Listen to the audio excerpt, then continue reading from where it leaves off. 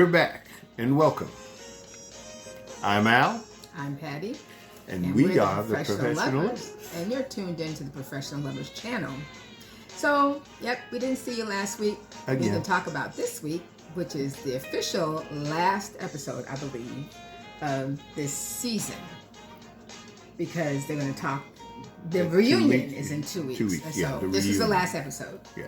Yay. And so, as we've been watching the couples after Decision Day, which is new for our Married at First Sight, as in the U.S. version, I believe.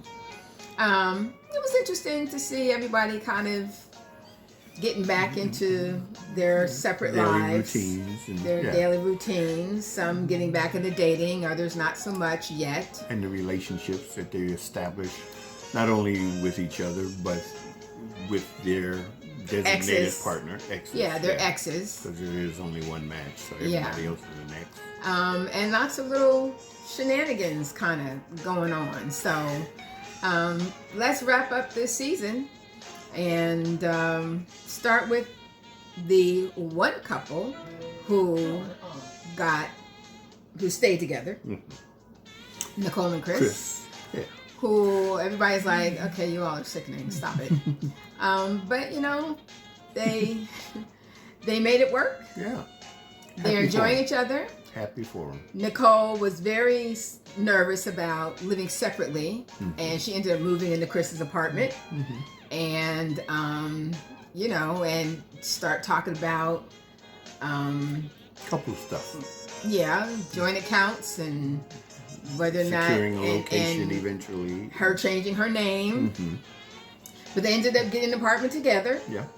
And this week they packed up and started moving in to a nice big apartment together. So life is really moving on. They talked to her dad together, and Dad finally really gave Chris his props. Right, his blessing, and said he was so proud of him and them. And so they're showing everybody else what can happen when you are both vulnerable, when you are both willing to put full work in. Exactly. And when you communicate openly. When you commit to the process. Right. When you commit to the process, as indicated, you open yourself, you stay vulnerable, you allow yourself to be known, and try not to have any unintentional hidden agendas. Right. A lot of things we tend not to let be known because of how we keep things close to the vest. And that's that vulnerability that you have to have in a situation like this. So and showing each other acceptance. When Nicole talking to one of the girls saying that Chris has seen everything about me, the good, the bad, the ugly, and he still loves me. Well, that's called commitment. And that is, the staying, not just seeing everything. Yeah, it's the seeing everything and staying because you're committed to love, which is a principle.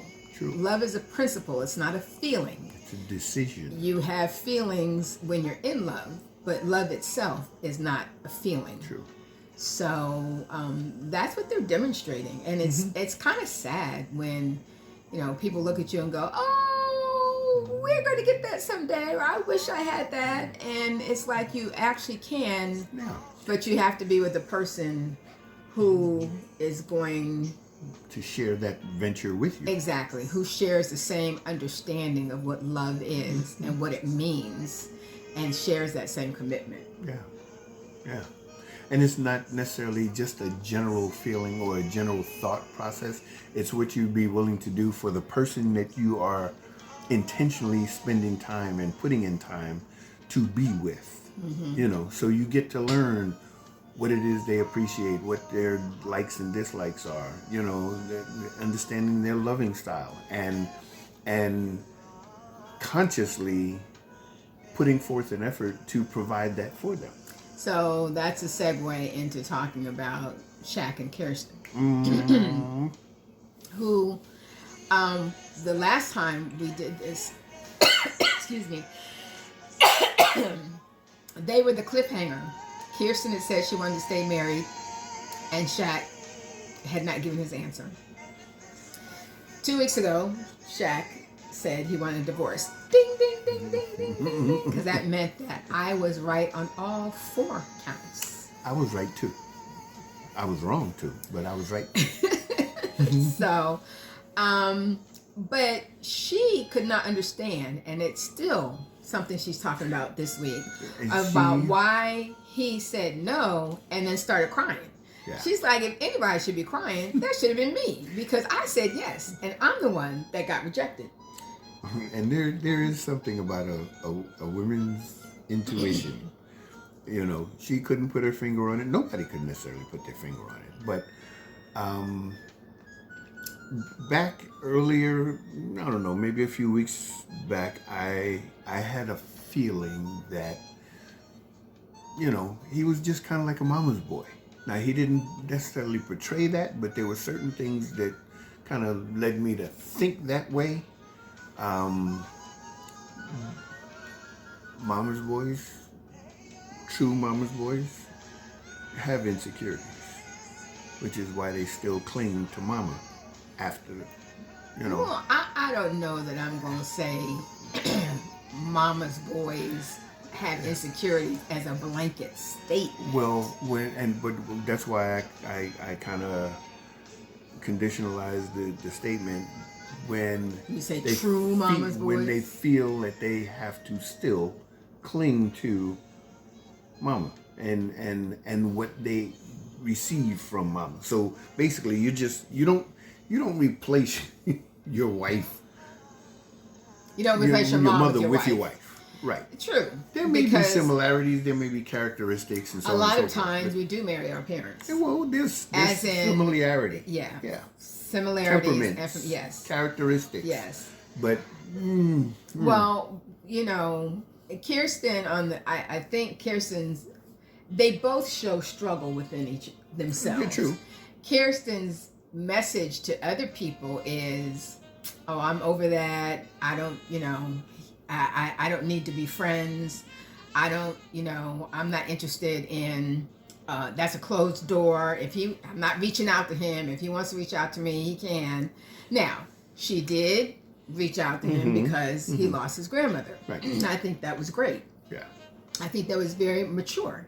Truly. Because grandma was part of the family up until he made the decision to divorce. Grandma embraced the and so program. And so for Shaq to keep saying that she wasn't nurturing enough, that he felt alone. And yet when Kirsten was talking to her cousins and saying, you know, he was not telling me what he needed. And you said, bottom line was his love style was not being met. And I said, but did she know what his love style is? No. He didn't convey it to her. One thing a lot of couples get tripped up on is this idea that you're just supposed to know. If we're married, and you know, and I've heard women say many times, if I'm, you know, he's sitting and watching TV and I'm running back and forth doing this and doing that, and I'm cleaning this, I'm cleaning the kitchen, why wouldn't he just get up and help me? He's just supposed to know. Well, okay, you can think that way, not say anything, and be mad and frustrated, or you can say, honey, I need some help. Exactly. Would you mind doing this, or would you mind doing that? Get out of this idea that you're just supposed we know each other so well, we just supposed to assume what each other needs. We're married 30 years almost. And while we can make assumptions about some things because we've been married 30 years and not 8 weeks, there's still things that I'm going to ask for. Definitely. Because I know I move slow. You know, so that never, okay, I say for us, that never changes. Where there are times where you have to ask for what it is that you need. And I don't think that he asked. At all. Also, at all. He appeared to be extremely needy. Yeah. And a man who's needy and needs you, a woman, to keep proving to him that he's a husband, or you love him, or you need him, or that is a man who has small self-esteem. Insecurities.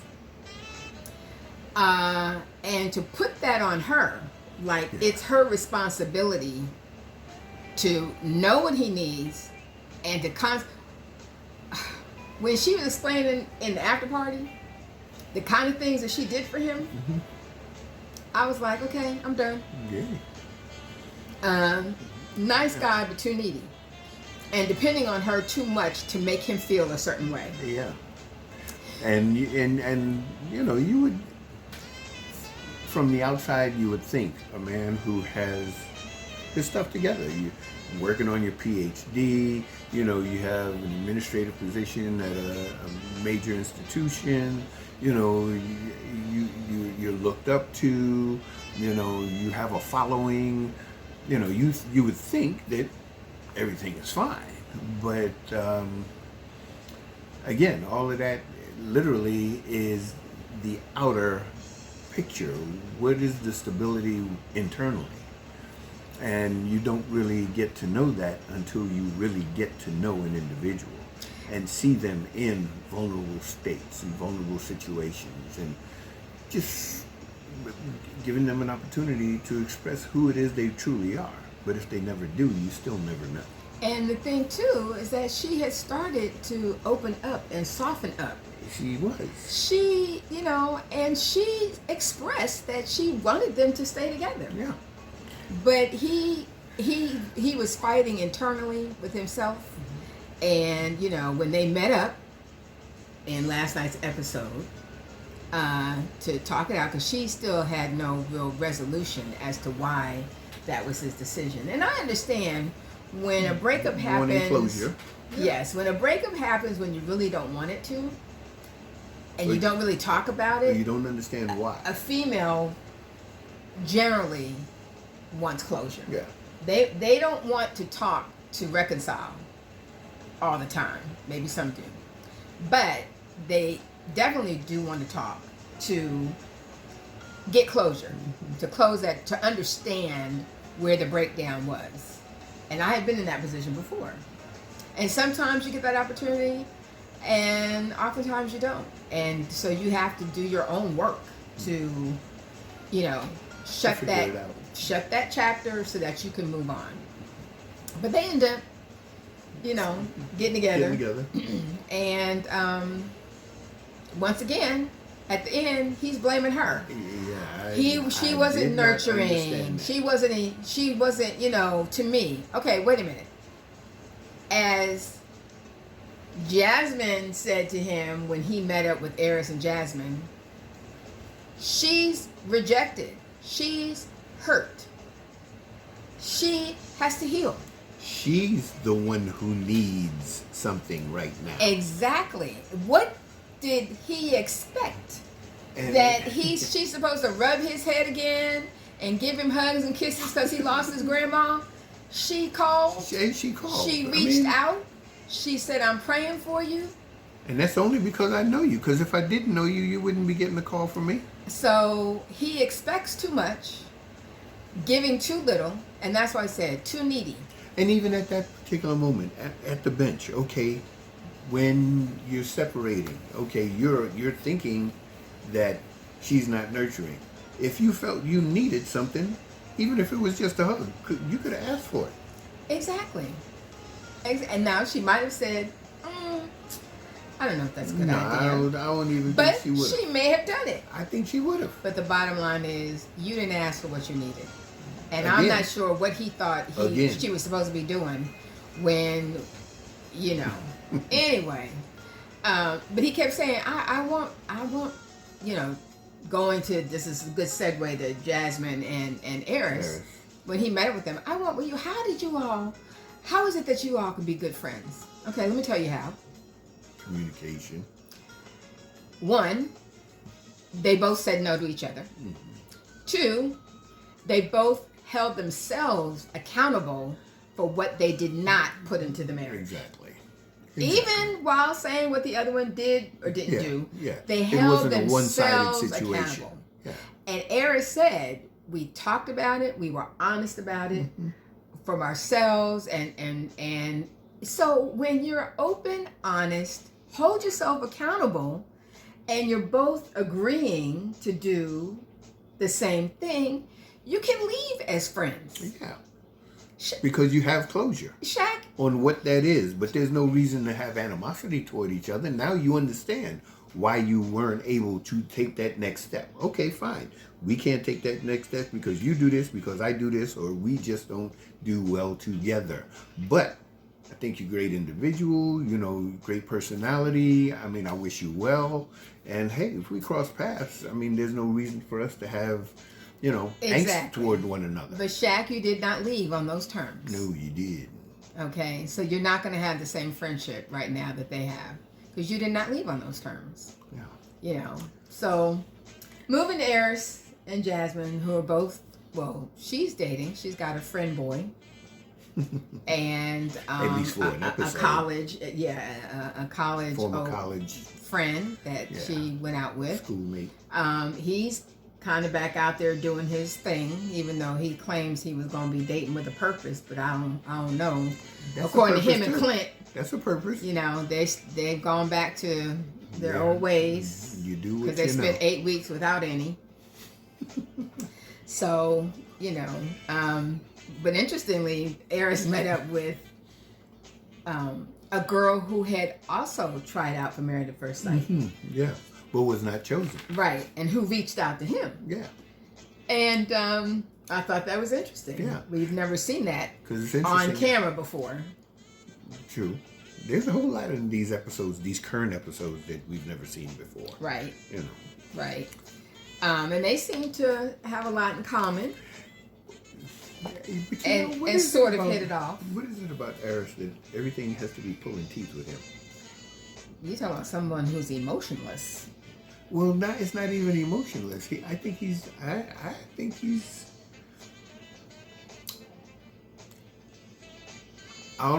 don't want to use the word insecure, but I think he's unsure about dealing with women that show interest in him, as opposed to him being the one that maybe does the pursuing. The initiating. Yeah, because he seems to, not like he backs up in a corner, but his communication is not confident. Always looking off in the space when asked the question, not necessarily even soliciting the questions, but always being prompted into a conversation. Which is interesting because, he does all that self-affirmation and he loves himself and he... meditation. So I don't know. Do you pick up on that? In his communication style, like in the beginning, he doesn't have a lot of eye contact. He doesn't, Well, that, he doesn't connect. Yeah, I do pick up on that. Yeah. Yeah, that part. Which does tend to show a lack of confidence. Yeah. In the situation. I don't know if it's a lack of confidence. Sometimes it shows a lack of confidence in yourself, that self-esteem thing. True. But if he claims that he, loves himself, and there's nothing wrong with it, then it might be, a lack of confidence in the situation. And I'm not saying that that's a fault, but for someone, let's say, who is wanting to engage, it appears like you may not necessarily be interested because your conversation seems to constantly need to be prodded and prompted, just to get feedback. You don't initiate a whole lot. So I just find that kind of interesting. Well, moving to our last two couples who seem to be involved in some kind of swapping. It started with Gina and Clint last week. Well, it started with Gina and Mac. Yeah. Last week, Clint talking to Mac talking to Clint, saying how he thought Gina was hot and, how he wouldn't mind, reaching out to her. awkward. It was like, hey. And Gina was like, Receptive. hey, why not? She was receptive. They went on a date. Even divulged how she felt when she first saw him. Yeah. I Which recognized again, you. Little awkward. And then last week, Clint and Dominique meeting up at the park, walking her dog. Just, even on camera, just looked a little too comfortable just to be, crossing paths or whatever. So supposedly nothing there. Dominique talked about being interested in reaching out to Gil, the fine fireman from couple seasons ago. Yeah. Which she did this week. Mm-hmm. Yeah, she I think DM'd him and they made a talk date on FaceTime, a FaceTime date. But last time that'll happen. Yeah, because he wasn't come across as someone who would be interested in pursuing anything with that. She admitted to having a little crush on him, and he thanked her for reaching out and feeling flattered. Yeah. And maybe if our schedules allow it, then we can talk again. Code for maybe. Yeah. I didn't see anything there because when she said that it lasted 11 days, he was like, you ain't even give it a chance. Exactly. And she tried to justify why that gut feeling was the best thing to do. And he was like, okay. Hey, and that was kind of like, hey, that's how you looked at it. That's what you thought. So I can't say nothing about that. But I don't think it demonstrated to him any level of commitment. Not even to the process. True. Because he went through all of that. He went through being committed to the process. And being committed to the process in the face of someone who was not giving him much of anything. And so I don't think that he could, that he got with Dom's reasoning. Because he committed to the process and she didn't. And I think they're both on two different maturity levels. Yeah. So, needless to say, at the end, at the little axe get together that Axes for X's. that everybody came to except for Kirsten, Shaq. Anybody else? I think everybody else was there. Yeah. I don't know. Nicole likes to start stuff. Yeah. And so somehow it got to, Clint's always playing around. And he's joking about, going out with Dominique or him in a relationship with Dominique, which was totally just like, I'm joking. Out the blue. Joking. But Nicole just took it to a whole new level, gave him a dare, and they ended up kissing. Twice. And then I was like, and after the first dare completion, he goes in for it again. So, and Gina's like, well, you know what? That's confirmation because I felt zero behind that.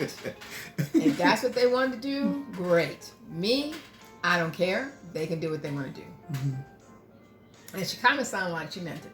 I know she did. I mean, there was no extra effort or energy behind the statement. Yeah.